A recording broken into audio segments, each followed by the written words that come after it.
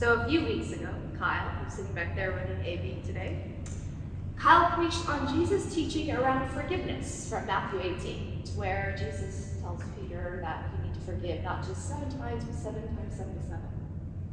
The following Tuesday during lunch with N&E, it's a time that we get together, we talk about anything and everything, but that following Tuesday, Niato noted that though Kyle never mentioned self-forgiveness in his sermon, many people wrote in the responses about the challenge of forgiving themselves. A number of people shared how whenever they made a mistake, they could not let it go, and they would enter a shame spiral, playing it over and over again in their minds. It was an interesting conversation given that we are a community who professes to follow Jesus, and everyone around the table affirmed that mercy and love are central to Christ's good news. However, there is a disconnect between what we say we know about God and how we actually move about the world.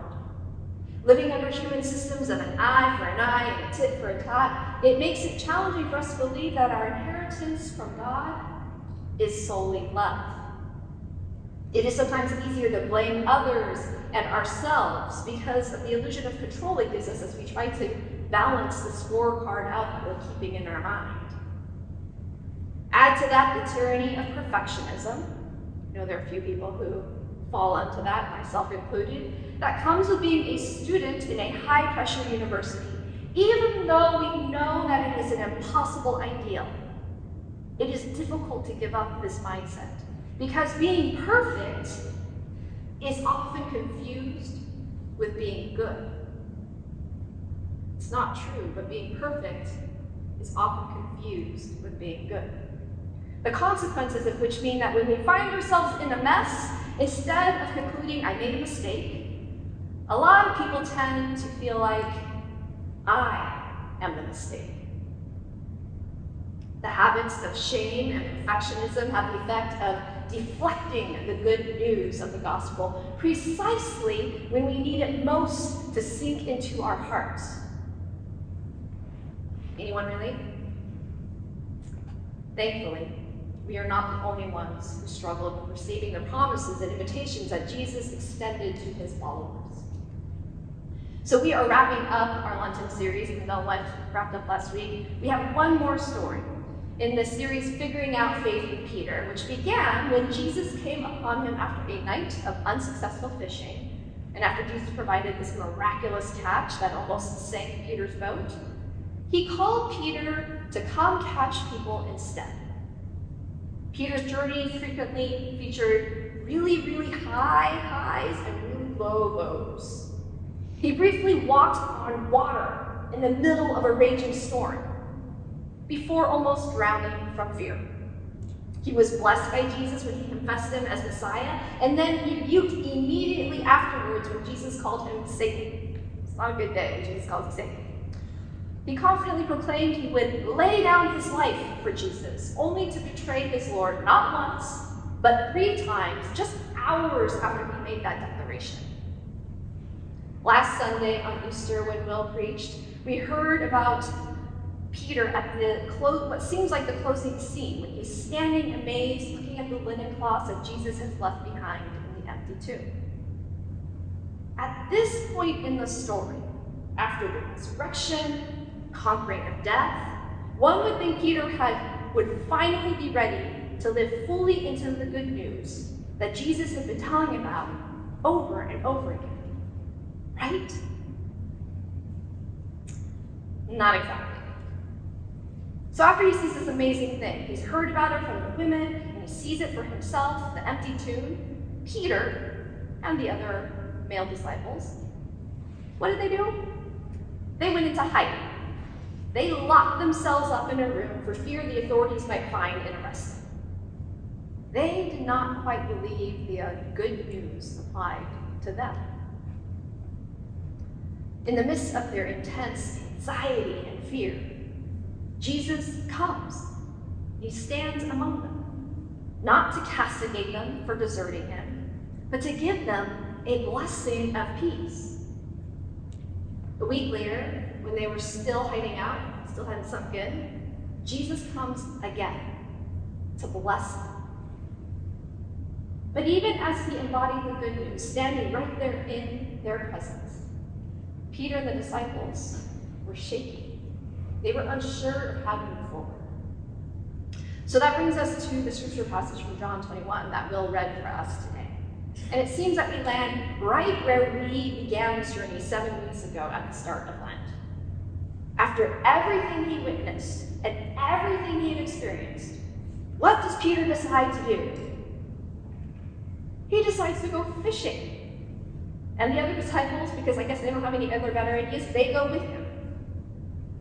I wonder if after all the ways that he had screwed up, especially in the time of Jesus' deepest need, Peter just could not accept that forgiveness was for him. Restoration and new life remained elusive promises that he just could not grasp. Maybe he was bracing himself for the fallout and punishment that he thought should come with his mistakes. And so he goes back to old habits, even if they were not satisfying, even if they did not work that well. At least they were familiar. What unfolded recalled Peter's first encounter with the Lord. After another unsuccessful night of fishing, Jesus appeared as a stranger, calling to them from shore, "Children, you have no fish, have you?" He then instructed them to cast their nets to the right side of the boat and told them that they would find some. And of course, a miraculous catch of fish materialized. And it was at that moment that recognition dawned upon them. Here was their Lord, who always met them in their hunger. Peter, being the impulsive guy he is, jumps out of the boat to swim towards Jesus. And I imagine the 3 times that he had denied knowing Jesus was weighing really heavy on him, something that he replayed in his mind on repeat. Perhaps he half expected, maybe even wanted Jesus to chew him out. Such was the shame that was roiling in him. When he arrived on the beach, though, he was greeted by the smell of bread and fish cooking over a charcoal fire. Instead of a scolding, Jesus fed Peter and the other disciples breakfast. This now is the 3rd time that Jesus appeared to them after his resurrection. And like the previous 2, he came embodying grace and love. There were no words of accusation, no punishment meted out, just blessings of peace and a meal to heal their hurts and restore their whole bodies. The next part of the story is where I sometimes think we get mixed up about grace and accountability. Suddenly read part of that passage again. When they had finished breakfast, Jesus said to Simon Peter, "Simon, son of John, do you love me more than these?" He said to him, "Yes, Lord, you know that I love you." Jesus said, "Feed my lambs." A second time, Jesus said to Peter, "Simon, son of John, do you love me?" Peter answered, "Yes, Lord, you know that I love you." Jesus said, "Tend my sheep." And then he said to Peter a 3rd time, "Simon, son of John, do you love me?" Peter felt hurt because he said to him the 3rd time, "Do you love me?" And he said to him, "Lord, you know everything. You know that I love you." Jesus said to him, "Feed my sheep." After this, he said to him, "Follow me." The 3 times Jesus asked Peter if he loved him echoes the 3 times Peter denied knowing Jesus when he was arrested. And it is in this exchange that Jesus reminds Peter who he is calling him to become. He does not shame him, he does not punish him, but neither does he simply let him go back to his old ways and habits. The expansive love of Jesus was what would drive Peter to take steps into a new life. It was love that would drive him. It was constantly being met in his failures by blessings of peace and grace that he was restored and transformed. And so it goes for us. The gospel, it is not for perfect people. It is for us who make messes of our lives and realize that perfectionism and self-flagellation cannot fix them. It is a gospel for those of us who know better, but still keep screwing things up. The gospel is for us who are sick, tired, and overwhelmed by the relentless, terrible news feed and wonder if there is any hope to be had. The good news of the gospel is Jesus meets us wherever we find ourselves with blessings of peace and a meal of grace that satisfies our deepest hunger, our hunger to be known, loved, and forgiven, our desire to have a life with meaning and purpose that goes beyond something more than just ourselves. What might that look like for us? For those who find themselves sucked up in that shame and perfectionism cycle, it might mean recognizing how much fear is motivating your behavior, and then seeking support, the support that we all need and deserve to change the narratives that play on loop in your head so that you can receive the forgiveness that is already there for you.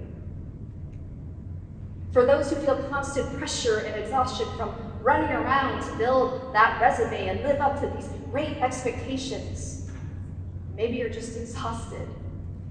It might mean slowing down enough to consider if the life you are living actually reflects what you believe to be most important. For those who yearn for a deeper sense of purpose and want the fullness of life that God promises to all of us, it might mean making a commitment to learn and practice what Jesus teaches us to do. As we conclude this Lenten series, it's worth remembering a few things about Peter's journey. First, it was not solo. You do not do this alone. Second, it most certainly was not a linear progression. It was like this. And then third and finally, he did not have it all figured out before he took the first step. Friends, at a time in the school year when we may feel tempted to just default back into mindsets and habits which leave us empty and dissatisfied, let us instead respond to the invitation that has been extended to us. May we follow Jesus and discover together the restoration and new life that he offers.